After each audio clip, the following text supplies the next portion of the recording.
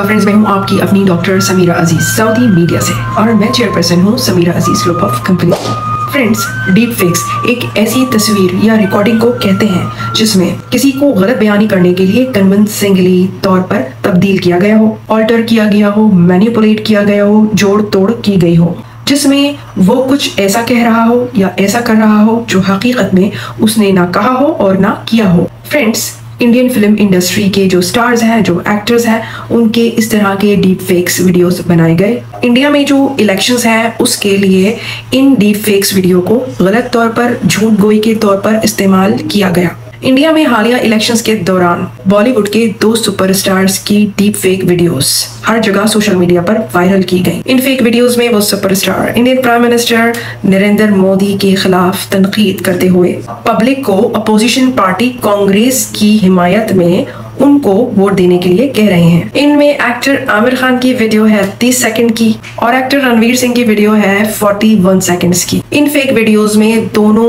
Actors से मंसूब आवाजें ये बयान दे रही हैं कि prime minister Narendra Modi previous elections में किए गए वादे निभाने में नाकाम रहे, जबकि गुज़िश्ता 2 अदवार में वो संगीन माशी मसाइल को हल करने में भी नाकाम रहे। आर्टिफिशियल इंटेलिजेंस या AI की टेक्निक से तैयार करदा ये दोनों deep fake videos Congress party के इंतखाबी निशान और नारे के साथ खत्म हो जाती हैं और जिनमें ये कहा जाता है कि vote for justice, vote for Congress. Reuters के मुताबिक इन दोनों वीडियोस को सिर्फ 1 हफ्ते में 5 मिलियन से ज्यादा लोगों ने देखा। फ्रेंड्स, इंडिया के जो इलेक्शंस हैं वो आने वाले जून के महीने तक जारी रहेंगे। तो फ्रेंड्स, ये बहुत पॉसिबल है कि अब आने वाले वक्त में और भी ज्यादा इंडियन फिल्म इंडस्ट्री के जो स्टार्स हैं उनकी डीप फेक वीडियोस इसी तरह जारी होती रहें। और जनाब, इंडिया में ही नहीं बल्कि AI टेक्नोलॉजी से तैयार करदा ये जाली मवाद या डीप फेक्स और भी ममालिक के इंतखाबात में, इलेक्शंस में इस्तेमाल किया जा रहा है। इन ममालिक में शामिल हैं अमेरिका, पाकिस्तान, इंडोनेशिया वगैरह। फ्रेंड्स, ऐसे वक्त में जबकि बहुत सारे एक्टर्स जिनका ताल्लुक इंडियन सिनेमा से है, बॉलीवुड से है, साउथ इंडियन इंडस्ट्री से है और वो सियासत को, पॉलिटिक्स को ज्वाइन कर लेते हैं, किसी न किसी पार्टी को ज्वाइन कर लेते हैं और सियासतदान बन जाते हैं, पार्लियामेंट के मेंबर बन जाते हैं, सेनेटर बन जाते हैं। तो अब ऐसे सुपरस्टार्स जो सियासत में नहीं आना चाहते या उनकी वो राय नहीं है जो उनकी डीप फेक वीडियो में बताई जा रही है, तो ये अमर उनके लिए एक बहुत बड़ा मसला खड़ा कर देता है। झूठ तो झूठ होता है, प्लस ये इन प्रोफेशनल बॉलीवुड स्टार्स की रोजी रोटी का भी मामला है।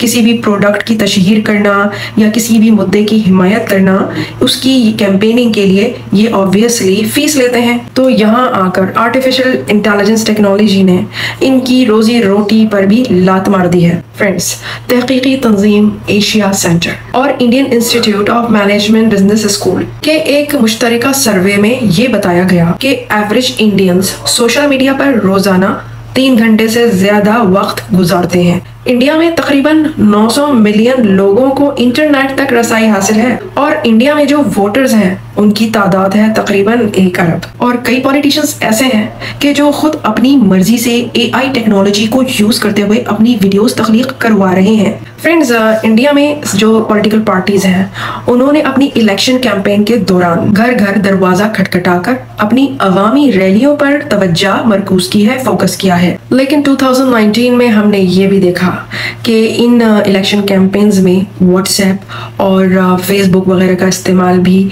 बतदरीज किया गया और अब आ गया है आर्टिफिशियल इंटेलिजेंस। फ्रेंड्स, इस साल सिलसिलावार तीसरी बार ये तवक्का है कि प्राइम मिनिस्टर मोदी गैर मामूली कामयाबी हासिल करेंगे इलेक्शंस में। फ्रेंड्स, मैं आपको एक और मजे की बात बताती हूँ।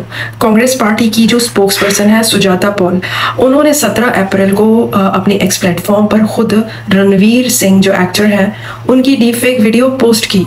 तो इस फेक वीडियो को हजारों में व्यूज मिले, लोगों ने इसे लाइक किया, शेयर किया। तो सुजाता पॉल ने खुद भी ये मीडिया में कहा कि उनको अच्छी तरह मालूम था कि इस वीडियो में ऑल्टर्ड रिमार्क किया गया है, मतलब कि उस वीडियो को तब्दील शुदा रिमार्क किया गया था। लेकिन फिर भी वो इस वीडियो को डिलीट नहीं करना चाहती थी क्योंकि उन्होंने सोचा कि ये शख्स रणवीर सिंह जैसा ही नजर आता है और फिर इसमें तख्लीकी सलाहियत भी है और गालिबन रॉयटर्स ने दरखास्त की थी कांग्रेस पार्टी के सोशल मीडिया सेल के जो सरबराह हैं, जो हेड हैं, उनसे कि वो अपने कमेंट दें, लेकिन उन्होंने कोई कमेंट नहीं दिए।